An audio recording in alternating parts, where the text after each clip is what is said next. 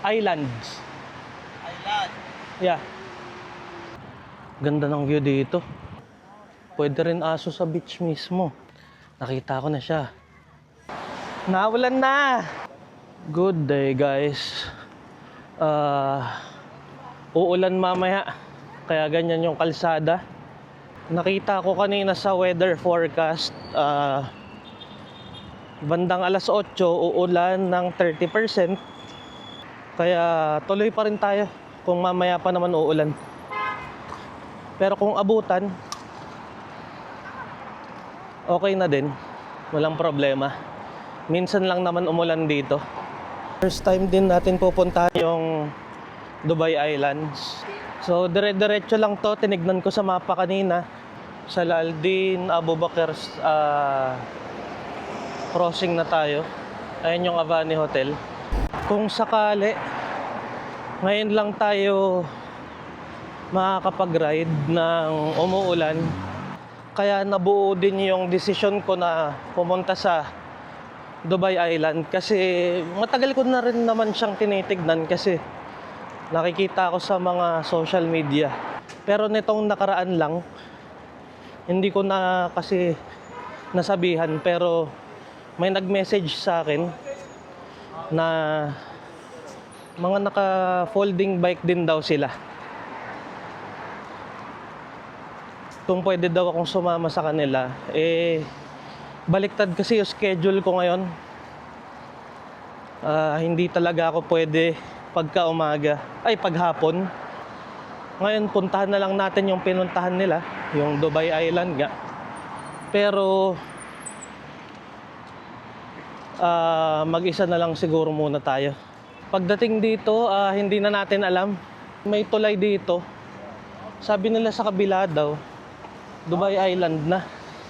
Dubai Island. Dubai Islands. Island. Yeah. Go up, then here. After crossing, where? Straight? Aywa. Sida? Sida. Okay. Not like this? Yes, ma'am. Fish market. Okay. Thank you. Shukran. Liko tayo dito. Sabi nila, sumakay daw ako dito sa lift na to. Tapos, dire-diretso na yan. Bali, doon tayo galing kanina. Sa tulay na yun. Hindi na tayo pinahirapan nitong tulay na to. Wala nang ahon. Pero, yung pabalik, yun ang may ahon. Oras natin, 5 o'clock na. Tapos, 4.92 kilometers pa lang yung nararide natin. Tapos ito yung view. Bali siguro hindi nyo nakikita, pero dito sa diretso na to, doon tayo galing. Yung Infinity Bridge. Kung kita yan, mas kita na siya ng konti. So tapos doon tayo galing. Ayun, doon. Siguro naman kita yung bridge na yun. Ayan. Ganda ng view dito. Sa susunod, pwede tayong magplano ng ikot tayo, Al-Sif, tapos Infinity Bridge, tapos diretso dito sa Dubai Islands, tapos pauwi. Siguro nasa 15 to 20 kilometers yung isang ride na yon, isang ikot. Ayan, Dubai Islands na, nakil. So, dito daw yung daan.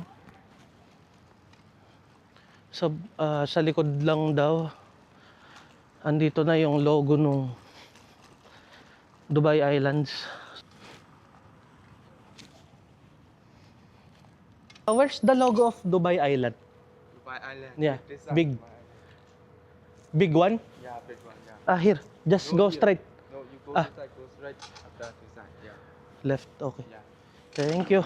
But do you know where's the big logo of Dubai Islands? Dubai Island, you have to go from that signal. You have to go straight here. See the Rio Hotel there? Okay. The island will come after that. Okay. Thank you.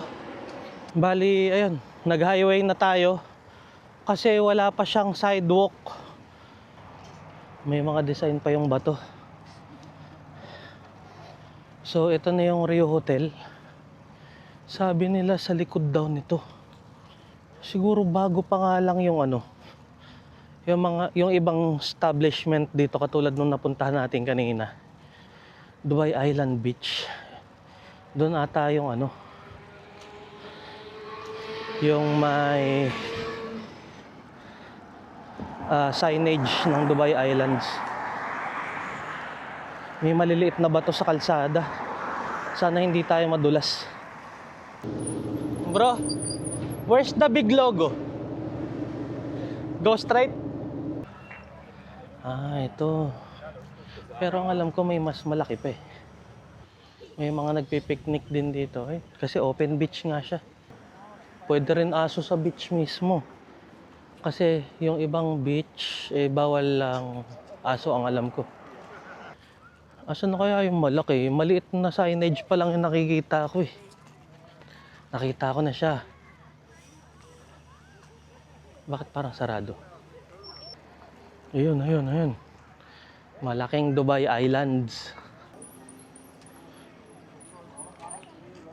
Ayun, walang nagpipicture.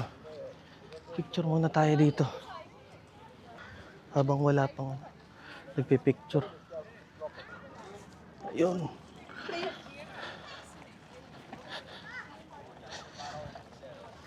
Bali, hanap lang siguro tayo ng mauupuan. Tambay lang, saglit. Bago tayo umalis. Pwede kaya mag-camping dito? Tapos may CR din. Ayun, may Baskin and Robbins din dito. May mga upuan din sila dito. Tapos ayun, daming tao. Siguro tambay lang tayo saglit. Tapos alis na rin tayo. Baka bawal nga tong bike eh. Ewan ko lang. Ayun yung nakikita ko ngayon.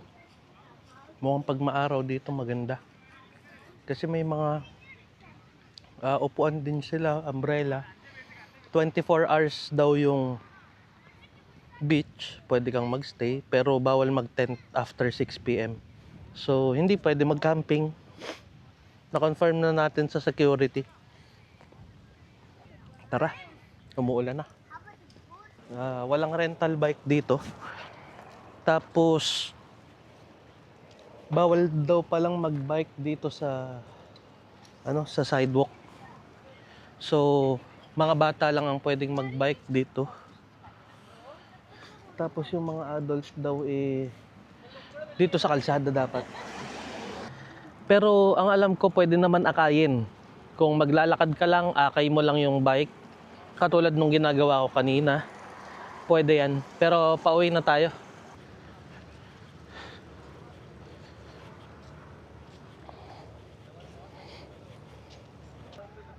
Wag na. Kita naman siguro sa video. Ayun, nakapunta na tayo ng Dubai Island. Oras natin 5:46 pero madilim na. Ewan ko lang kung totoong ulan yan or gawa na naman nila. Kung nag-cloud seeding na naman. Bali, oo nga pala. Ang alam ko pwede kayo pumunta dito ng nakabus. Kasi nabanggit nung isang nagtatrabaho dito na may bus station doon mismo sa beach. Kalsada pa rin tayo pero ito na yung tulay. Ayan, Nakil Dubai Islands. Sobrang dilim na doon sa part na yon. Siguro umuulan na. Basa na yung kalsada. Ayan na, umuulan na. Okay, nandito na tayo sa crossing ng Sal Aldin Abu Bakr. Naulan na. Yari. Al-Kabail side na tayo. Ayan yung Al-Kabail. Huwag kang madudulas. Nararamdaman ko na yung dulas ng gulong ko. Salamat sa pagsama sa akin dito. Sa susunod na ganap na lang ulit. Peace.